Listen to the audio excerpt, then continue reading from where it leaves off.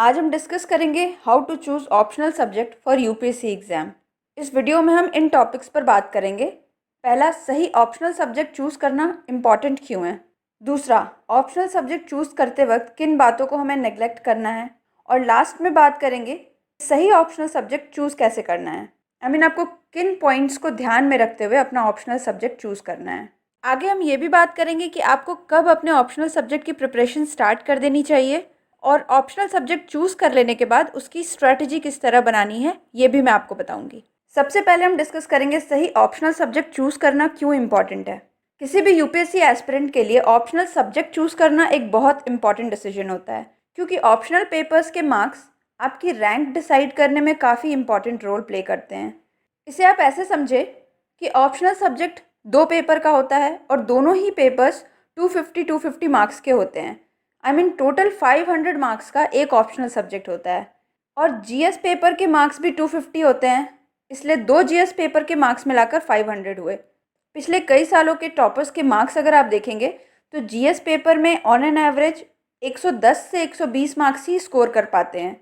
That means 2 GS paper के average marks 220 से 230 के आसपास आएंगे और टॉपर्स दोनों ऑप्शनल पेपर्स मिलाकर 300 से 350 मार्क्स तक स्कोर कर लेते हैं, चाहे उन्होंने किसी भी सब्जेक्ट को अपना ऑप्शनल सब्जेक्ट चूज़ किया हो। तो ये 70 से 100 मार्क्स तक का डिफरेंस केवल ऑप्शनल सब्जेक्ट की वजह से क्रिएट कर पाते हैं वो, क्योंकि जीएस पेपर में सबको उतने ही मार्क्स मिलने हैं। इस जगह पर marks of optional subject can make a difference in ranking. Rank improvement में ऑप्शनल सब्जेक्ट का मार्क्स आपकी हेल्प कर सकता है। अब बात करते हैं कि आपको क्या नहीं करना है। ऑप्शनल पेपर चूज़ करने में क्या करना है से ज़्यादा इम्पॉर्टेंट है क्या नहीं करना है। इसमें सबसे पहला पॉइंट यही है कि आपको दूसरों की बात नहीं सुननी है। कोई आपका फ्रेंड या आपके टीचर या मैं भी आपको ये नहीं बता सकती कि आप किस सब्जेक्ट को अच्छी तरह पढ़ सकते हो, कौन सा सब्जेक्ट आपके समझ में आएगा। ये ज़रूरी नहीं कि जिस सब्जेक्ट में मैं अच्छी हूँ, जो मुझे समझ आया वो आपको भी समझ आए। किन पॉइंट्स को ध्यान में रखकर ऑप्शनल सब्जेक्ट चूज़ करना है, ये आप किसी से सजेशन ले सकते हैं, किसी की गाइडेंस के हिसाब से चूज़ कर सकते हैं, बट पर्टिकुलरली किसी के सब्जेक्ट को आप डायरेक्टली कॉपी नहीं कर सकते। कि अगर उसने ज्योग्राफी लिया है, सपोज़ मुझे ज्योग्राफी जल्दी समझ आती है, मैंने ज्योग्राफी लिया, आप मुझसे पूछेंगे तो मैं भी आपसे ऑप्शनल सब्जेक्ट में ज्योग्राफी चूज़ करने को कहूँगी। बट अगर आपने मेरी बात मानकर ज्योग्राफी सब्जेक्ट ले लिया और कुछ दिनों बाद आपको ज्योग्राफी समझ नहीं आ रही, ज्योग्राफी में बहुत सारे कंसेप्ट होते हैं जो आप समझ नहीं पा रहे हैं, तो क्या आप उस सब्जेक्ट को 1 साल तक पढ़ पाएंगे? नहीं, कुछ ही दिनों में आपका इंटरेस्ट खत्म हो जाएगा और आप दूसरे सब्जेक्ट के बारे में सोचने लगेंगे। इसीलिए किसी की भी बताई हुई सब्जेक्ट को ऑप्शनल सब्जेक्ट में नहीं लेना है। आपको अपना डिसीजन खुद लेना है कि आप किस सब्जेक्ट में अच्छा कर सकते हैं, किस सब्जेक्ट को समझने में आपको आसानी हो रही है और कौन से सब्जेक्ट को आप 1 साल तक लंबी पढ़ाई में पढ़ पाएंगे। दूसरा पॉइंट जो आपको नहीं करना है, एक बार अगर आपने किसी सब्जेक्ट को as an optional subject choose कर लिया तो फिर अपने माइंड को डाइवर्ट मत होने दें, ना ही किसी दूसरे ऑप्शनल सब्जेक्ट पर स्विच करते रहें, क्योंकि पहले सब्जेक्ट को पढ़ने में आपने काफ़ी टाइम इन्वेस्ट किया है, मनी इन्वेस्ट की है, बुक्स वगैरह खरीदे होंगे और अब आप दूसरे सब्जेक्ट पर स्विच करेंगे तो आपको फिर से उतनी ही मेहनत करनी पड़ेगी और सारा टाइम वेस्ट होगा, आपका माइंड स्टेबल नहीं हो पाएगा और इस चक्कर में आपकी बाकी जनरल स्टडीज सब्जेक्ट की पढ़ाई भी इफेक्ट हो सकती है और इसका पूरा इम्पैक्ट आपके प्रिपरेशन पर पड़ेगा। इसलिए ऑप्शनल सब्जेक्ट काफ़ी सोच समझ कर चूज़ करें और एक बार चूज़ करने के बाद उसे बार बार बदलने की ना सोचें। तीसरा पॉइंट जो आपको नहीं करना है वो है do not choose N optional subject just because it is trending. इसका मतलब ये है, सपोज करते हैं ज्योग्राफी ऑप्शनल से करीब 10 टॉपर्स अंडर 100 के रैंकिंग में हैं, तो कैंडिडेट्स के मन में ऐसा आता है कि शायद ज्योग्राफी में ही अच्छे नंबर आ रहे होंगे और हमारा इंक्लिनेशन उसी सब्जेक्ट की तरफ हो जाता है जिसमें काफ़ी स्टूडेंट्स ने टॉप किया है। बट आपको ऐसा नहीं करना है। हो सकता है अगले साल किसी और सब्जेक्ट से कई टॉपर्स निकल आएँ, या फिर ऐसा हो सकता है कि जिस सब्जेक्ट को आपने टॉपर्स को देखकर चूज़ किया वो सब्जेक्ट आपके समझ में आ ही ना रहा हो। इसलिए आपको इस ट्रेंड के चक्कर में नहीं पड़ना है कि कौन सा सब्जेक्ट ट्रेंडिंग है, किस सब्जेक्ट से ज़्यादा टॉपर्स निकलते हैं, टॉपर्स ने कौन से ऑप्शन लिए थे मैं भी वही लूँ। इन चक्करों में ना पड़ें। हो सकता है जिस सब्जेक्ट को आपने अपने तरीके से चूज़ किया हो आप उसमें अगले साल टॉपर निकल आएँ, तो वो भी एक ट्रेंड बन जाएगा। इसलिए खुद के सब्जेक्ट खुद ही चूज़ करें। फोर्थ पॉइंट जो आपको कंसिडर नहीं करना है वो है don't fall in the trap of scoring subject. कई बार हम ऐसे सब्जेक्ट चूज़ करना चाहते हैं ऑप्शनल में जो स्कोरिंग सब्जेक्ट्स होते हैं, जैसे ज्योग्राफी, मैथमेटिक्स, एंथ्रोपोलॉजी, सोशियोलॉजी, ये काफ़ी स्कोरिंग सब्जेक्ट्स माने जाते हैं, लेकिन अगर ये सब्जेक्ट्स आपके समझ नहीं आ रहे, आपसे मैथ्स के प्रॉब्लम नहीं सॉल्व हो पा रहे हैं या सोशियोलॉजी समझ नहीं आ रहा, तो आप स्कोरिंग देखकर अगर इन सब्जेक्ट्स को चूज़ करते हैं तो फिर आप अच्छा परफॉर्म नहीं कर पाएंगे, ना ही आपका स्कोर उस सब्जेक्ट में अच्छा आएगा। अब कई सारे टॉपर्स को देख लीजिए, जितने भी मैंने यहाँ शेयर किए हैं सबके ऑप्शनल अलग अलग हैं। ऐसा नहीं है कि उन्होंने स्कोरिंग सब्जेक्ट देख के चूज़ किया होगा। और आप अगर ट्रेंड देखेंगे टॉपर्स का, तो ऐसा नहीं है कि किसी एक सब्जेक्ट से ही सारे टॉपर्स निकल रहे हैं। जैसे किसी ने लिटरेचर लिया है, किसी ने ह्यूमैनिटी के कोई सब्जेक्ट लिए हैं, किसी ने टेक्निकल फील्ड में भी टॉप किया है। तो आप भी स्कोरिंग सब्जेक्ट के चक्कर में ना पड़े, आप बस वही सब्जेक्ट चूज करें जिसमें आप खुद को स्ट्रांग महसूस करते हैं, जिसमें आप कॉन्फिडेंट फील करते हैं। आपके लिए वही सब्जेक्ट स्कोरिंग होगा जो आपको अच्छा लगे पढ़ने में। अब बात करते हैं कि ऑप्शनल सब्जेक्ट कैसे चूज करना है।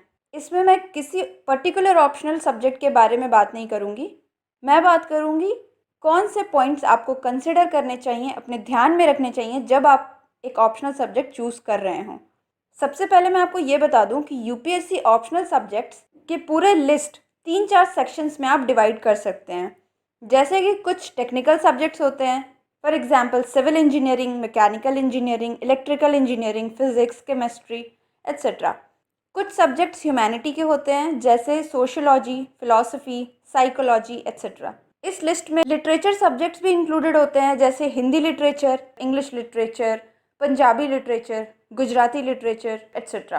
तो यूपीएससी ऑप्शनल सब्जेक्ट की लिस्ट जब आप पूरी चेक करेंगे तो आपको थोड़ा बहुत आइडिया हो जाएगा कि कौन से सब्जेक्ट में आप अच्छा कर सकते हैं। जैसे टेक्निकल सब्जेक्ट्स जो हुए, उनके ऑप्शनल तो आप तभी ले सकते हैं जब आपने उसको ग्रेजुएशन में पढ़ा हुआ है। लिटरेचर सब्जेक्ट की अगर बात करें तो अगर आप टेक्निकल सब्जेक्ट में इंटरेस्टेड नहीं हैं या टेक्निकल बैकग्राउंड से नहीं हैं, ह्यूमैनिटी सब्जेक्ट आपको समझ नहीं आ रही, या फिर आपको लगता है कि आप ह्यूमैनिटी सब्जेक्ट में अच्छा नहीं कर पाएंगे, तो उस केस में आप अपने मदर टंग की लिटरेचर सब्जेक्ट को भी as an optional subject choose कर सकते हैं। तो सबसे पहले आप यूपीएससी के सिलेबस चेक करें कि ऑप्शनल सब्जेक्ट में किन किन सब्जेक्ट को लिस्ट डाउन किया गया है।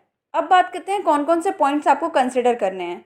तो सबसे पहला पॉइंट यही होता है कि ऑप्शनल सब्जेक्ट में आप वही सब्जेक्ट चूज़ करें जो आपके ग्रेजुएशन का सब्जेक्ट था।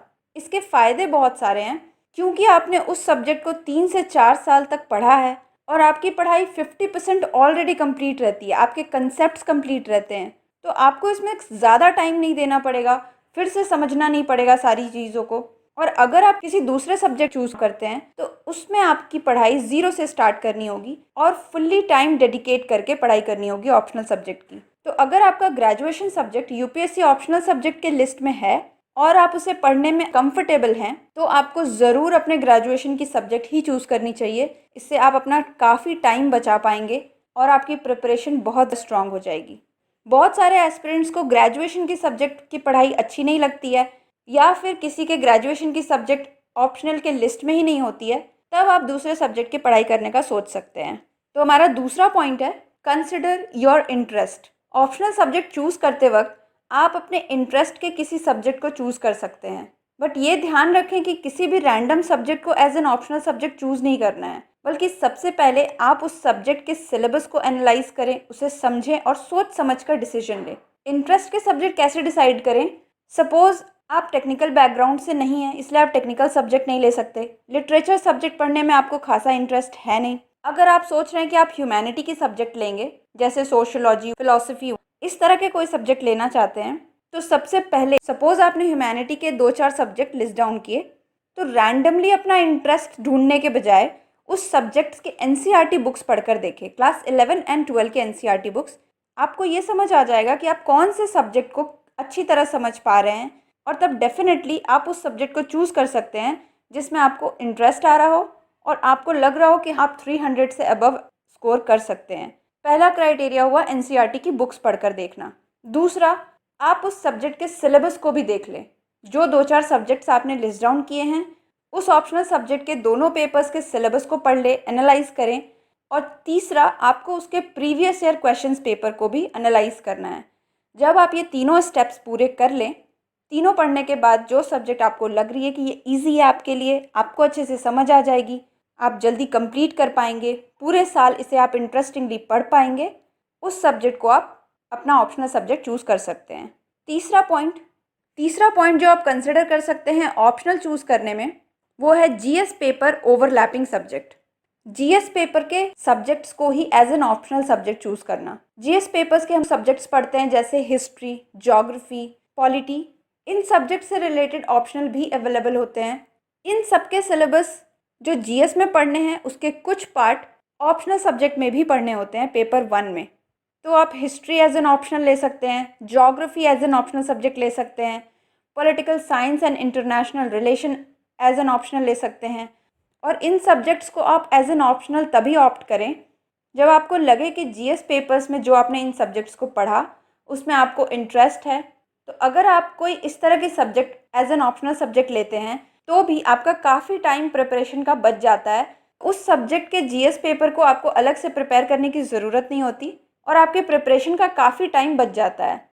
फोर्थ पॉइंट जो आपको कंसिडर करना है किसी भी ऑप्शनल सब्जेक्ट को चूज़ करते वक्त वो है जो भी सब्जेक्ट आप चूज़ कर रहे हैं उस सब्जेक्ट के बारे में ये ज़रूर पता कर लें कि उस सब्जेक्ट से रिलेटेड रिसोर्सेज अवेलेबल हैं या नहीं, मार्केट में बुक्स अवेलेबल है या नहीं। अगर आपको कोचिंग की ज़रूरत पड़े, कोई गाइडेंस की ज़रूरत पड़े तो उस सब्जेक्ट के लिए कोचिंग्स हैं या नहीं, ऑनलाइन गाइडेंस अवेलेबल है या नहीं। ये पॉइंट इसलिए इम्पॉर्टेंट हो जाता है क्योंकि सपोज़ आपने कोई ऐसी ऑप्शनल सब्जेक्ट चूज़ कर ली जिसमें आप कंफर्टेबल हैं, आपको इंटरेस्ट भी है, बट उसके टॉपिक्स कंप्लीट करने के लिए एम्पल गाइडेंस नहीं है, बुक्स अवेलेबल नहीं है, तो आप पढ़ाई कैसे कर सकते हैं बिना बुक्स के।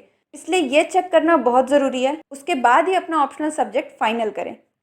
कभी कभी हमारे साथ ऐसा भी होता है कि किसी 2 सब्जेक्ट को लेकर हमें कन्फ्यूजन होती है। हमें 2 सब्जेक्ट अच्छे लगते हैं, दोनों सब्जेक्ट में इंटरेस्ट होता है और पढ़ के देखने पर दोनों सब्जेक्ट ही ईजी लगते हैं। अगर आपको भी इस तरह की कन्फ्यूजन है तो आप अपनी कन्फ्यूजन इस तरह दूर कर सकते हैं कि दोनों सब्जेक्ट के सिलेबस को चेक करें, साथ ही प्रीवियस ईयर क्वेश्चन पेपर भी एनालाइज करें। इससे आपको ये समझ आ जाएगा कि किस सब्जेक्ट के प्रीवियस ईयर क्वेश्चन पेपर्स आपको समझ आ रहे हैं, उसके सिलेबस के सारे टॉपिक्स, सब टॉपिक्स आपको समझ आ रहे हैं। इस चीज़ को आप एनालाइज कर सकते हैं और फिर आप एक कंक्लूजन पे पहुंचेंगे कि आपको कौन सा सब्जेक्ट चूज़ करना है और कौन सा सब्जेक्ट नहीं। जिस सब्जेक्ट को लेकर आप काफ़ी ज़्यादा कॉन्फिडेंट फील करें उसे ही अपना ऑप्शनल सब्जेक्ट चूज़ करें। आप मुझे कमेंट सेक्शन में बताएं कि आपका क्या ऑप्शनल सब्जेक्ट है। एक बात और है कि ऑप्शनल सब्जेक्ट चूज़ करने में ज़्यादा देरी नहीं करनी चाहिए, जितने जल्दी हो सके ऑप्शनल सब्जेक्ट चूज़ कर लें, क्योंकि इसकी प्रिपरेशन आपको तभी शुरू कर देनी चाहिए जब आपने यूपीएससी की प्रिपरेशन स्टार्ट की। अब बात करते हैं कि ऑप्शनल सब्जेक्ट चूज़ करने के बाद उसकी स्ट्रैटेजी किस तरह बनानी है, कौन से बुक्स एंड रिसोर्सेज फॉलो करने हैं। तो इसका एक ही आंसर है, यूट्यूब में आप अपने ऑप्शनल सब्जेक्ट से रिलेटेड टॉपर्स के वीडियो देखें, उनकी स्ट्रैटेजी समझें, उन्होंने किन बुक्स को फॉलो किया है, उनकी बुक लिस्ट को समझें। आपको जिसकी स्ट्रैटेजी सूट करे उसे फॉलो करें। हाँ, अगर आपको गाइडेंस चाहिए या कोचिंग चाहिए तो आप कोचिंग ज्वाइन कर सकते हैं या बिना कोचिंग के भी तैयारी कर सकते हैं टॉपर्स के सजेशन फॉलो करते हुए। सो आई होप कि आपको एक आइडिया ज़रूर मिल गया होगा कि ऑप्शनल सब्जेक्ट चूज़ करते वक्त आपको किन बातों का ध्यान रखना है और किन बातों को नेग्लेक्ट करना है। कमेंट सेक्शन में आप अपने डाउट्स पूछ सकते हैं and also tell me what is your optional subject. So this is it for today and thanks for watching.